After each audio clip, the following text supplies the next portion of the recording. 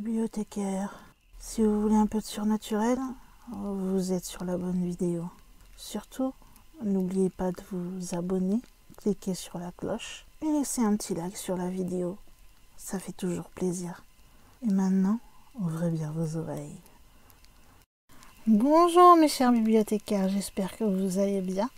J'ouvre les portes de la bibliothèque pour vous parler aujourd'hui d'une creepypasta. Je crois que si vous êtes fan de Pokémon, celle-ci va vous intéresser. Elle se nomme Pokémon Chaos Black. Je suis ce que vous appelez un collectionneur de jeux Pokémon bootleg. Un bootleg, en fait, c'est l'art de mélanger ou prendre un jeu pour en faire un nouveau. Par exemple, Pokémon Chaos Black. C'est incroyable de voir le nombre de ces jeux que vous pouvez trouver sur le marché des prêteurs sur gage, chez les fans, etc. Ils sont généralement fun, même si certains sont injouables. Les erreurs de traduction et la pauvreté de la qualité fait qu'ils sont très drôles sans intention humoristique au départ. J'ai été capable de trouver la plupart de ces jeux, mais il y en a un dont je n'avais jamais entendu parler. Je l'ai acheté au marché aux puces il y a environ 5 ans. Je vous mets une photo de la cartouche au cas où quelqu'un pourrait la reconnaître. Malheureusement, quand j'ai déménagé il y a 2 ans, j'ai perdu le jeu et je ne peux pas enrichir mon récit avec d'autres captures d'écran, j'en suis désolée. Donc, le jeu a commencé avec une introduction basique, comprenant Nidorino et Ectoplasma des versions rouge et bleu. Cependant, l'écran appuyé sur Start avait été modifié. Le joueur Red, enfin Sacha quoi, était là, mais les Pokémon ne défilaient pas. Ça disait aussi Black Version sous le logo Pokémon. Quand j'ai appuyé sur Nouvelle partie, le jeu a commencé pour de bon. J'ai eu droit au speech du prof, Shen, et ça m'est devenu évident qu'il s'agissait d'un bootleg de la version rouge. Après avoir choisi mon Pokémon de départ, normalement, quand tu allais dans le menu, tu pouvais voir tes Pokémon. Il y avait en plus de Bulbizarre, Salamèche ou Carapuce, un autre Pokémon. Celui-ci était nommé Ghost. Il était de niveau 1. Il avait le sprite des fantômes, comme Fantominus et autres, que l'on peut rencontrer lorsque l'on va à la tour de l'Avant-Ville, avant d'obtenir le Scope Slip. Il n'avait qu'une seule attaque, nommée Malédiction. Je savais qu'il y avait une attaque Malédiction, mais elle n'a jamais existé dans la première génération. Donc, le jeu avait été hacké pour l'introduire apparemment. Les Pokémon adverses n'étaient pas capables d'attaquer Ghost. Ça disait seulement qu'ils étaient trop terrifiés pour bouger.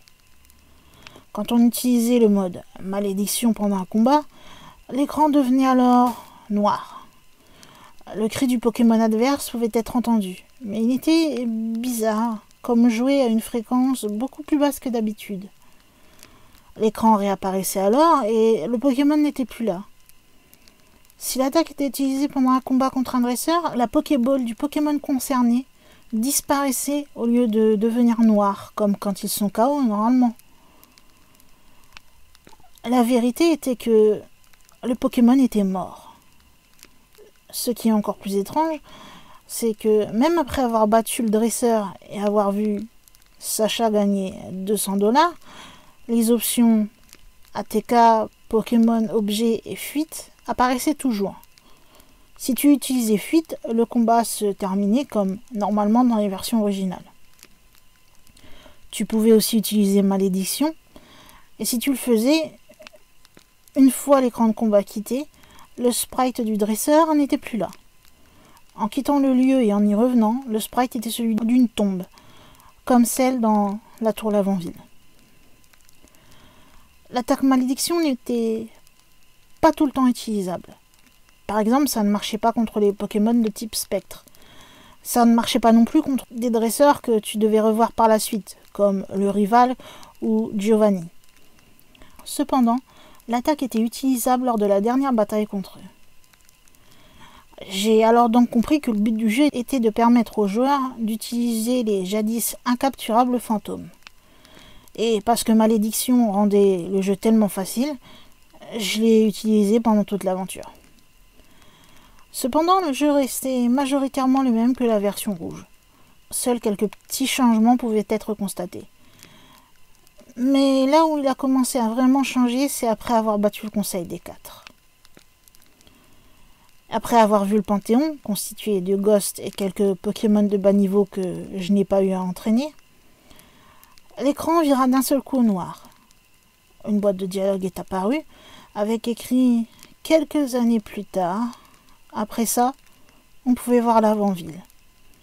Un vieux monsieur était debout, il regardait les tombes.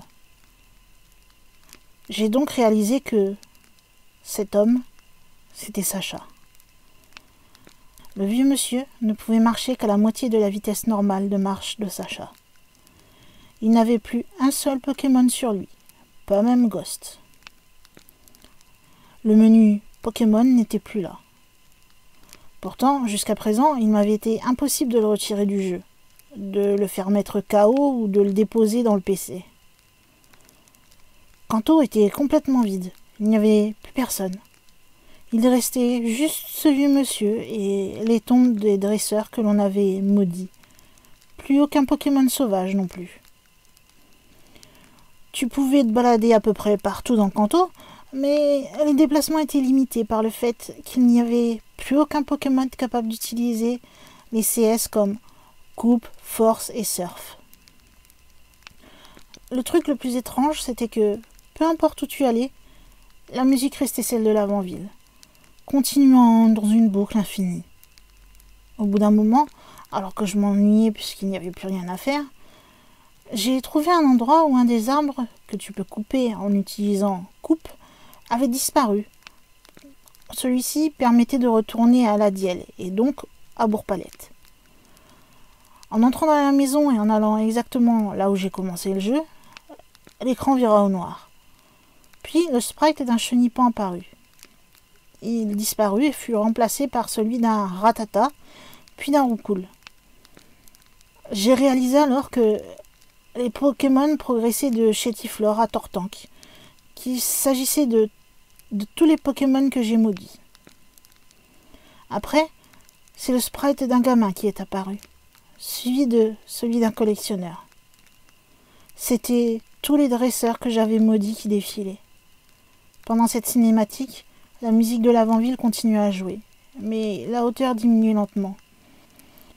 Elle devenait beaucoup plus sombre et garda une hauteur très basse et terrifiante au moment où le sprite d'Irival apparut.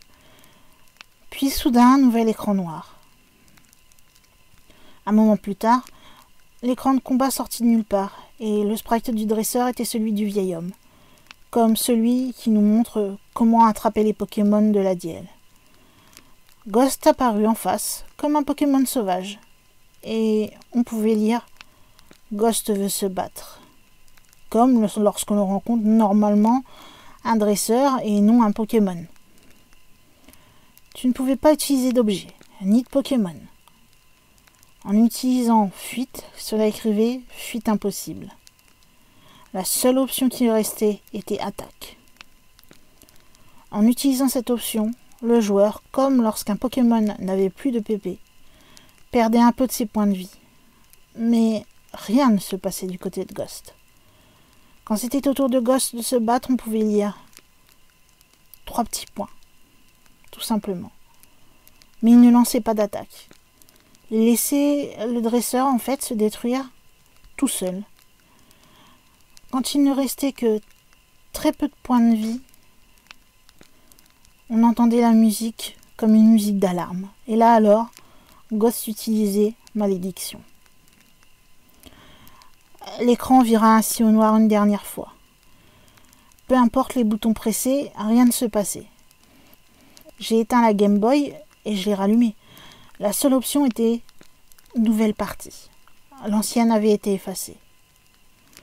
J'ai donc joué à cette sombre version plusieurs fois. J'ai essayé de ne pas utiliser Ghost de tous les jeux parfois. Mais dans certaines situations, c'était inévitable. Ou alors en trichant un peu pour ne rien avoir à faire, on allait directement à la bataille finale contre Ghost. Franchement, je ne sais pas ce qui a motivé le créateur de ce bootleg à faire ça. C'était en tout cas très bien réussi. Je n'ai jamais trouvé un bootleg aussi bien réalisé. On dirait qu'il aurait voulu faire passer un message, nous faire réfléchir sur le fait que la mort est inévitable. Peut-être qu'il voulait juste mettre des trucs morbides dans un jeu pour gosses, je ne sais pas. Sachez en tout cas que Pokémon Chaos Black existe réellement. Il s'agit d'un ROM hack de la version rouge feu sur Game Boy Advance. Voilà pour cette histoire sur Pokémon Chaos Black. Comme d'habitude, j'espère que cette vidéo vous aura plu, que vous avez passé un très bon week-end. Vous savez que si vous n'êtes pas encore abonné, vous devez vous abonner. C'est très important de vous abonner, très très important. Et puis vous pouvez commenter, liker cette vidéo. Je réponds à tous les commentaires. Et vous pouvez aussi la partager avec vos amis sur, je sais pas moi, Facebook, Twitter, TikTok. Vous pouvez parler de ma chaîne sur les réseaux sociaux pour en faire un peu la pub, comme on dirait, pour la promouvoir. Si vous connaissez des amis qui aiment le paranormal dans son sens le plus large. Et puis je crois que, en tant que gardienne de la bibliothèque, je peux ainsi fermer les portes de celle-ci et vous dire à une prochaine vidéo.